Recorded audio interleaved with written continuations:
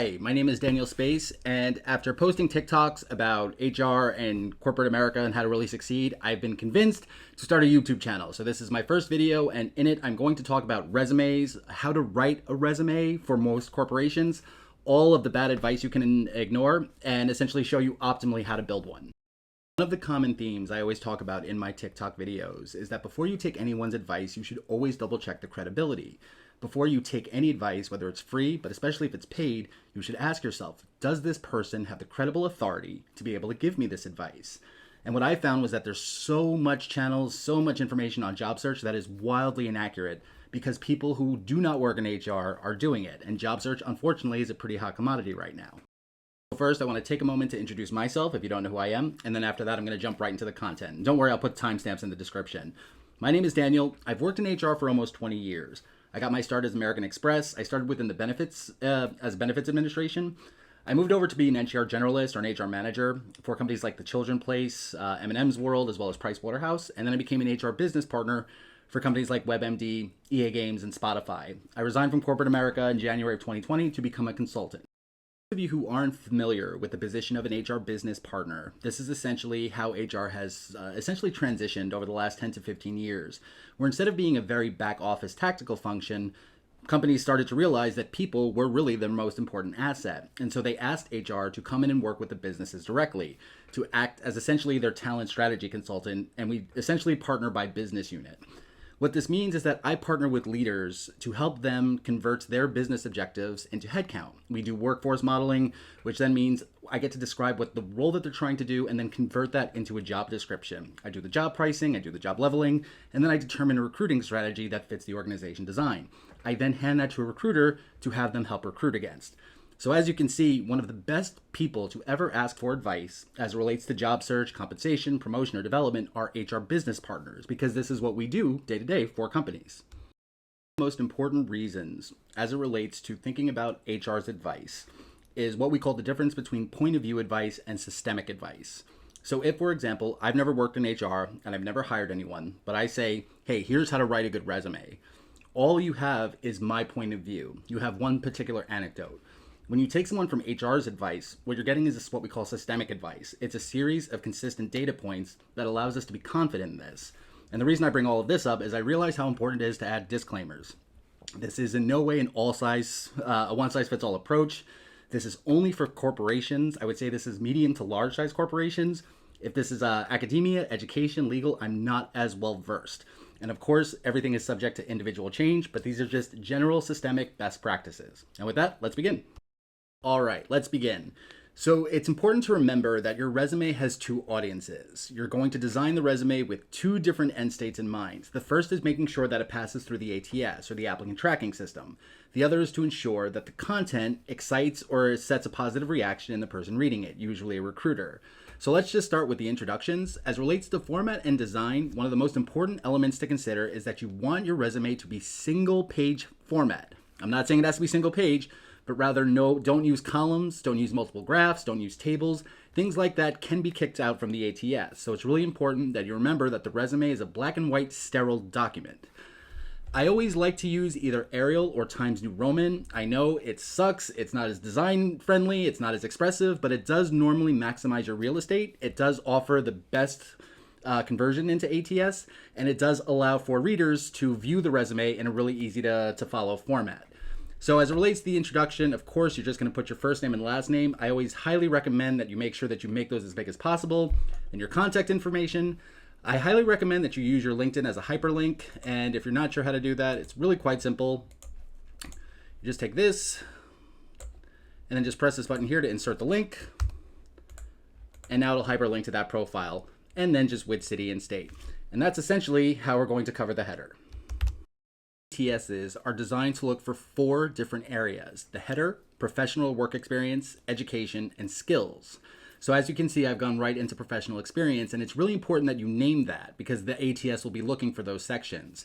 You can see I do not have a professional summary. I do not have an objective. These are essentially considered archaic, and most recruiters are just going to skip right over those words. Everyone just says the same thing anyway. Everyone is a self-starter, collaborative problem solver who wants to use their skills to join a great firm. So you just want to get right to the meat, which is the professional experience. So you can either call it professional experience or work experience. Just be careful because a lot of people try to inject a little bit of personality in the resume, and this just really isn't the time for it. So I've seen a few resumes get kicked from an ATS because they try to be a little bit innovative here. So it'll be like stomping grounds or places that I've learned. Just keep it very, very strict and formal at this point. As you can see, under professional experience, now you're going to put your first job entry, which, if you're currently employed, is going to be the position that you're at now. Put the company name, your title, the location, and the dates. It doesn't necessarily need to be in this format or order. I just happen to like it that way. And then if you do not work for a company that has a lot of household recognition, it's really a good idea to put in just a brief description of what the company does and to highlight it and try to attach it to another company to tap on familiarity bias. So for example, if you work for a small insurance company that no one knows of, you can say similar to MetLife and Prudential, XYZ company offers homeowners insurance, something like that, because that's going to give the reader a context. Underneath professional experience and all the information about the company, now we're going right into the bullets. And unlike a curricula vitae, which tends to be a little bit more informal, a resume is just a formal series of bullets that document what you've done.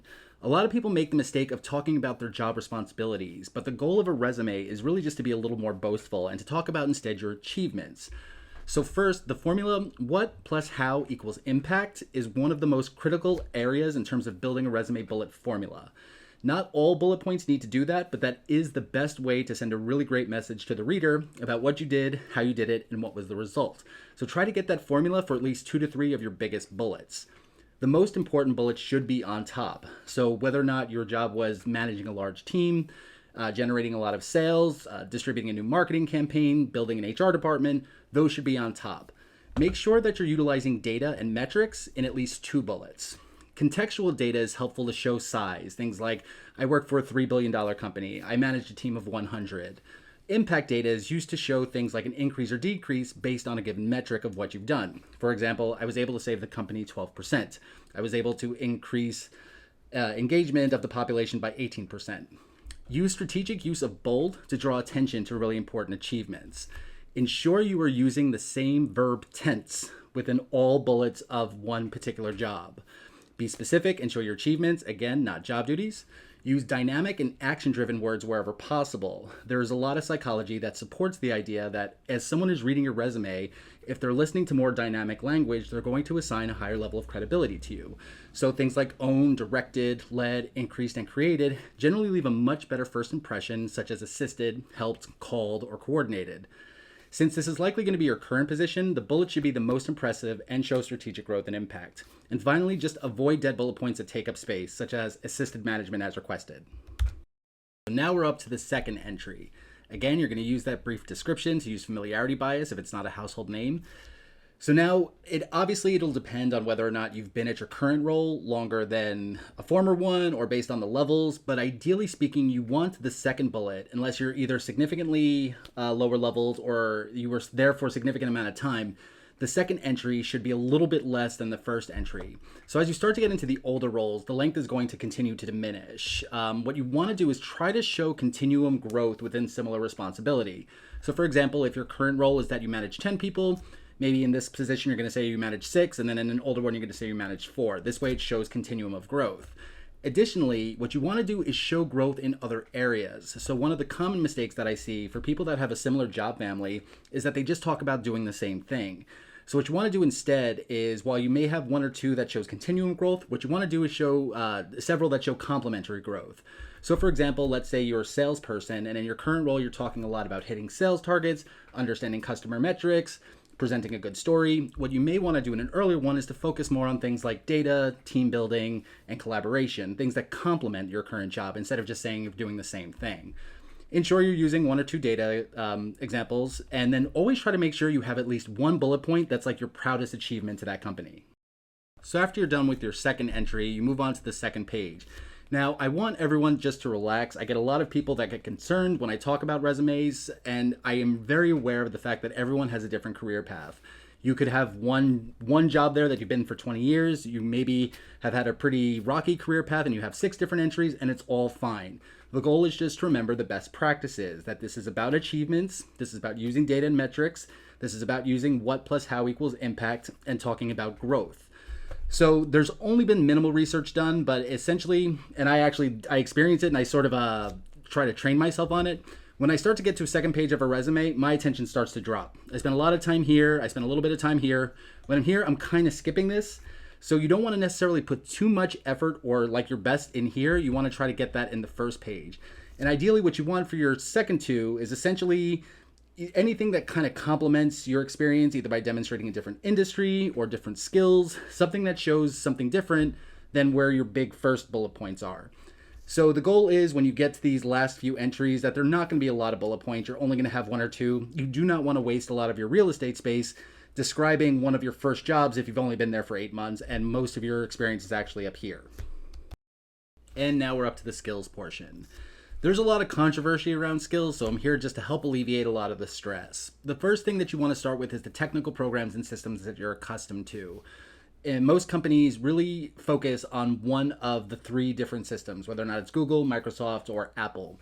One of the best things to do is to indicate that you're comfortable with all 3. There are some cases of companies who are very, very specific and only want people who are familiar with the Google Suite or only with MS Outlook. So one of the best ways just to make sure that you're covering all your bases is to just list all 3. All 3 have very similar functionalities in terms of there's one that's a document, one that's a PowerPoint, and then one is for Excel and numbers. Engineers or tech adjacent roles should mention their programming languages. Then you're going to talk about like your HRIS, your financial, sales or data programs, certifications, and languages. I do want to make it very clear, your skill section should not be that big. And if you're talking and thinking about space, sacrifice skills for bullet points. You always want to make sure your achievements shine much, much brighter than your skills, unless the job description mentions a specific technical program that is really important. And in that case, what you actually want to do is talk about the skill in the job bullet points. So if, for example, they say experience with Salesforce is a must, you may want to say what you've done with Salesforce in the bullet points and then just reinforce it in the skills. And finally, we finish with education. To those of you who are recent graduates or college students, I do want to tell you that what we're told our whole lives is generally not true. Most companies do not care about your GPA. And generally speaking, 3 to 5 years after you graduate, no one really cares what school you went to or what degree program that you had. They're just essentially just making sure that you finished it. So basically all you need to cover is the degree, the college name, the concentration, and the date of graduation. This is a little similar to skills. You do not want to waste a lot of your real estate. So even if it's a little ugly, even if you're kind of scrunching words together just to fit it on one sentence or one line, it's much more optimal that you have really good bullet points showing achievement over education. That's essentially everything as it relates to resume build. As you can see, this is a single page format. There's no graphs, there's no charts, there's nothing fancy and pretty. It's a very job specific, very formal, very utilitarian. And this is the resume that has gotten me essentially every job that I've ever applied for. So I hope this helps, and let me know if you have any questions in the comments. I will try to continuously post HR content, but please just let me know what you want me to cover and I'm more than happy to do it. Thank you very much.